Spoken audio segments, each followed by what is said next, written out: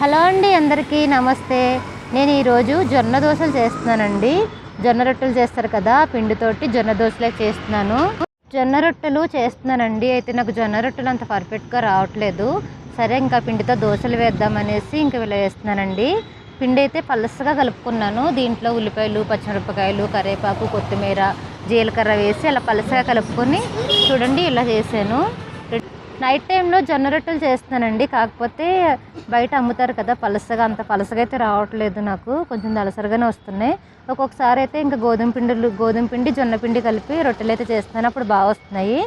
ఇంకా ఇగో ఇలా జొన్న రొట్టె అయితే చేస్తానండి. ఇదైతే ఆయిల్ వేయలేదు, ఆయిల్ వేయకుండా కూడా చేశాను. ఆయిల్ వేయకుండా కూడా చేస్తే బాగా వచ్చినాయండి. మీరు ఎప్పుడైనా జొన్న దోశలు వేసారా? వేయకపోతే ఒకసారి వేయండి, బాగున్నాయి, టేస్ట్ కూడా బాగున్నాయి జొన్న దోశలు. ఈ జొన్న దోశలు హెల్త్కి కూడా చాలా మంచిది. మీకు వీడియోనిస్తే ప్లీజ్ ఒక చిన్న లైక్ చేయండి.